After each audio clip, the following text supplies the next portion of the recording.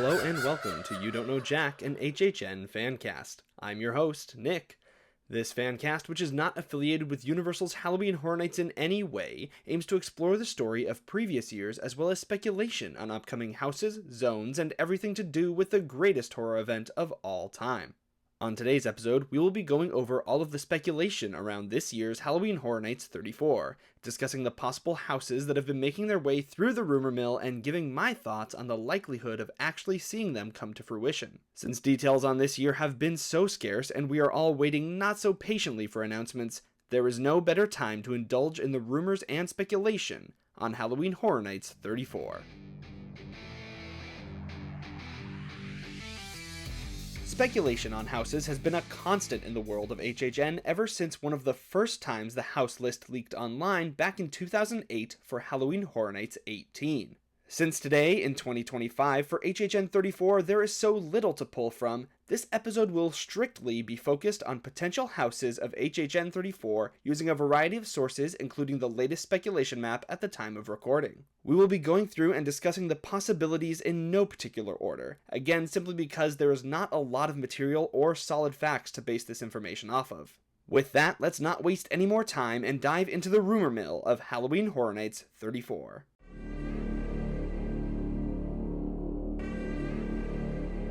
Starting off with potential IPs, let's discuss the house that is most likely to become a reality, Terrifier. A house based on the Terrifier franchise has been anticipated for the past few years, and it is now finally showing up on the speculation map.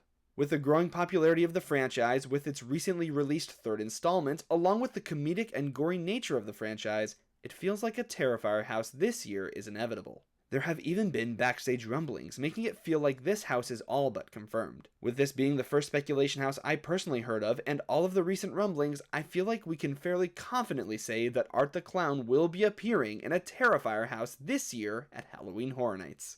Another extremely popular speculation house is Five Nights at Freddy's, or FNAF. FNAF is another IP that has been long speculated to eventually make an appearance at Halloween Horror Nights, and this year just might be the year FNAF fans have been waiting for. While I've been extremely doubtful in the past, mainly due to issues with the rights to the video game as well as the potential cost of puppets, costumes, and sets. When the first film adaptation of FNAF was released through Blumhouse, many fans were hopeful that the likes of Springtrap, Freddy Fazbear, and many of the iconic characters would finally make their HHN debut. However, due to Universal and Blumhouse failing to negotiate theme park rights in addition to film rights, that dream quickly faded away. But I believe that if we are ever going to have a FNAF house, HHN 34 will be the year. This is due to the fact that Blumhouse is releasing a sequel to the first FNAF film adaptation, which means they had to go and renegotiate a rights contract for a sequel film. This makes it completely plausible that during the negotiations for a sequel, an agreement for theme park rights could have also been reached. With FNAF reaching the levels of popularity it has, and with Universal teasing the IP through cutouts, backdrops, and Easter eggs, here's to hoping Freddy Fazbear and the gang will take the stage at Halloween Horror Nights 34.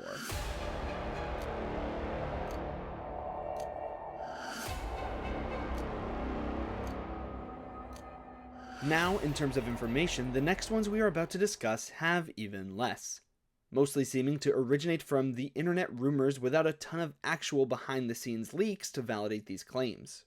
It will likely become very clear soon which, if any of the following houses, have any sort of validity, but nevertheless, we will discuss the current speculation map and internet theories. Starting off with the remaining IP houses, we have a Jason Voorhees / Friday the 13th house, a WWE-themed house, Fallout house, a Poltergeist house, and a Scream house. Obviously, simply due to the sheer amount of houses speculated, these cannot all be true. Also very interestingly, a house that has not shown up in the rumors is a Universal Monsters house. I know Eternal Bloodlines was bad, but it shouldn't be enough to remove any future Universal Monsters houses, right? Of course, the more likely reason for this is Epic Universe's Dark Universe world.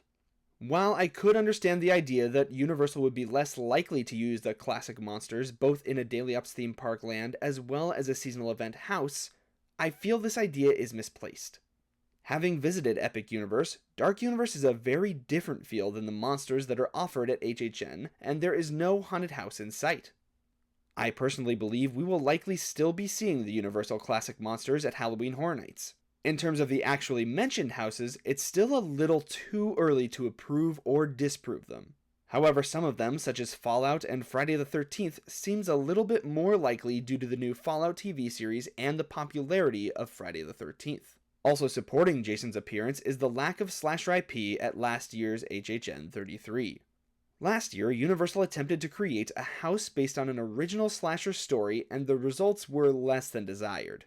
Jason has a history with HHN, first appearing way back at Halloween Horror Nights 2 in 1992 during Bill and Ted's excellent Halloween adventure. He has had multiple appearances since then at the event at multiple houses and shows, with the most recent appearance being in the Freddy vs. Jason house at HHN 25 back in 2015. So it would make perfect sense to bring back an IP slasher like Jason. Or maybe, just maybe, Ghostface? The Scream franchise has been rumored to make an appearance at Halloween Horror Nights for years. There have been multiple attempts, including once at Halloween Horror Nights 16, where Ghostface could be seen in an early advertisement for the event, but he was removed from the ad and the event when Universal couldn't secure the rights to the IP. With another Scream movie on the way, could this finally be the year we get to see Ghostface at HHN? The last of the IP houses to acknowledge are WWE and Poltergeist, which, to be honest, I think are the least likely houses to exist at HHN 34. As fun as it would be to see some of the more mystical characters of the WWE universe brought to life in a haunted house, this doesn't feel like the direction Universal is headed with HHN. The idea of a WWE house just feels like more of a joke than anything else. But if it does end up coming true, I would love to see what the creative minds of Halloween Horror Nights could come up with. As far as Poltergeist goes, I would love to see this return to the event, as the Poltergeist house from HHN 28 was a phenomenal house and one of, if not the best house that year. It would be difficult to top the excellence that was Poltergeist's previous appearance, and while it would be a welcome attempt, it doesn't really feel like something this year is gearing up for. Of course, this is all speculation, and barring a couple houses, we don't really have any facts to base these theories on. That's part of the fun of speculation. Follow your gut and take guesses at what you feel is happening. With that, while normally I don't put a lot of weight on original houses during the speculation phase, there have been a couple going around that have caught my eye. So why don't we discuss the potential original houses that have made their way onto the speculation map and forums. Starting off with the two houses we know very little about, a pirate's house and a medieval castle house. I sincerely hope both of these come to fruition. Given some of the previous houses that have touched on these ideas, a dedicated house focused on each could be incredible. Starting off with pirates, this feels like something that the event has been leading to for a long time. Houses that come to mind that have helped pave the way include last year's Museum Deadly Exhibits and Dead Man's Pier Winter's Wake from Halloween Horror Nights 31. While Museum Deadly Exhibits won't be remembered for much, one scene that was executed perfectly was a Viking scene, where you would board a Viking ship and a combination of practical set and projections around you created a feeling of being on an actual ship. However, possibly even more influential was Dead Man's Pier Winter's Wake. Back in 2022, Dead Man's Pier made history as one of the most beautiful houses ever featured at the event. It was cold, with a blue, snowy, frozen winter type of environment. While the entire house was extremely impressive and detailed, the truly jaw-dropping sight was a half-sunken ship with a ghost violinist playing at the bow of said ship. It was truly spectacular in terms of beauty and scale. It even felt like there was water and ice around you and the ship. As you entered, the floor would tilt, matching the angle of the ship, making guests feel off-kilter as they walked through, and projections on porthole windows sold the effect of being underwater. With some sort of combination between these elements, I feel that the creative minds of HHN could create a truly spectacular pirate-themed house, especially if they end up utilizing some sort of undead element. I feel the same way about a medieval castle type of house. HHN has a long history of using fantasy elements within houses to extreme success. Houses like Goblin's Feast, Dueling Dragons, Scary Tales, and many more. While each house on its own has had varying degrees of success, one common element that is always spectacular is the set design. Having moments of stunning detail in grand set pieces that utilize castle elements in a fantasy setting. With the opportunity to make a house that is solely focused on a castle setting, this has the potential to be something truly wonderful. The final original house that I'd like to discuss is Hatchet and Chains, the Demon Bounty Hunters.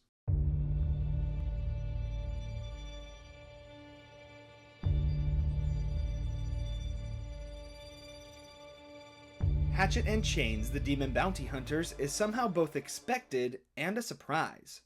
If you listened to the previous episode of this podcast, you know that Slaughter Cinema 2 was my personal favorite house last year. Before that, the original Slaughter Cinema was my favorite house during its appearance at HHN 28. Back when that house debuted, it conquered the same task of introducing many original B-movies which fans came to adore. So much so that it led to expanding 2 of its stories into full-blown houses. The first was in the following year at HHN 29 with Yeti Terror of the Yukon serving as an expansion to the B-movie Attack of the Swamp Yeti. The next came at HHN 30. Wicked Growth Realm of the Pumpkin expanded upon the B-movie Pumpkin Guts. Both were deemed fantastic successes, expanding even further at HHN 31 with the Pumpkin Lord, a major character from the Wicked Growth house serving as the icon of the year, and a house at HHN 32 that served as another iteration of the Yeti property, Yeti Campground Kills. Again, these were extremely successful, which led many fans to believe that Slaughter Cinema 2 would have a similar effect of spawning new houses off of its B-movies. If rumors are to be believed, that seems to be the case with Hatchet and Chains making it into the speculation map. While I personally was expecting to see something from Slaughter Cinema 2 at HHN 34, I'm honestly very surprised this was the choice. More likely candidates, in my opinion, would have been Heavy Metal Hell 3D, the Mardi Gras Murders, or even Zyborgs. Hatchet and Chains is a surprise to be sure, but a welcome one. If this does end up being true, which I certainly hope it does, fingers crossed that it lives up to the legacy of Slaughter Cinema properties that have come in years past.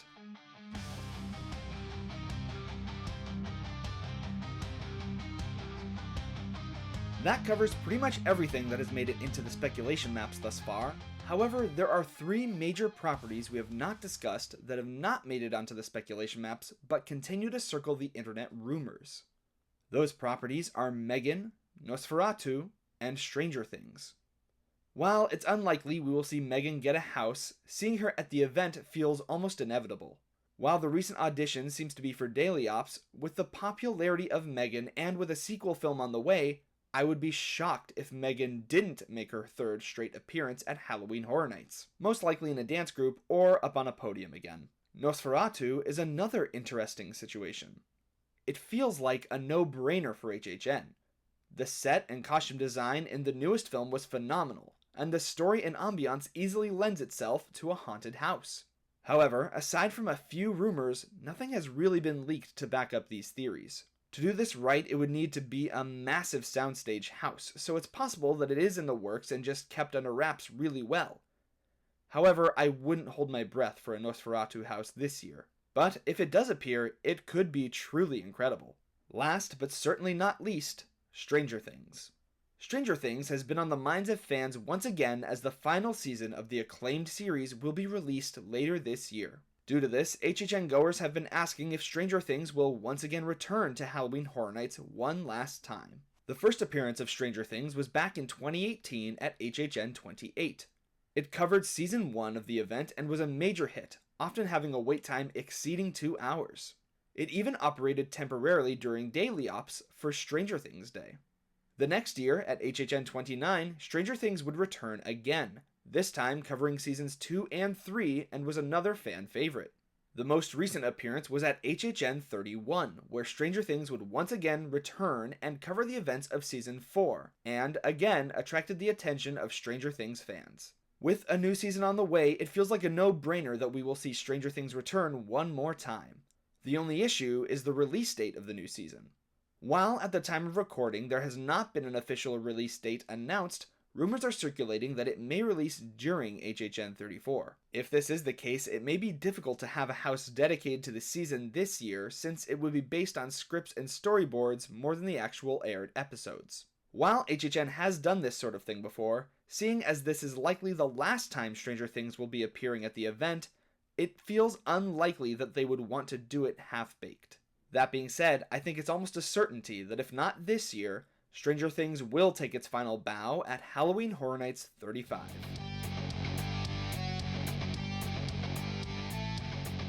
Now that officially covers every single rumor and speculated house I've heard of for Halloween Horror Nights 34. Speculation is always interesting, as while it's always fun to discuss what could be and make predictions, we don't know any of this for certain, and there is a chance that everything said in this episode is completely incorrect. But wouldn't it be cool if we got some of it right? No matter what, even with the chance that this will be another budget year due to the opening of Epic Universe, I can't wait to see what's in store at Halloween Horror Nights 34. Thank you for listening to this episode of You Don't Know Jack, an HHN fancast. This podcast is not affiliated in any way with Universal Orlando Resort or any parent companies. If you enjoyed the journey, feel free to subscribe and leave a review. Until next time, remember that you don't know Jack, never go alone, and I'll see you in the fog.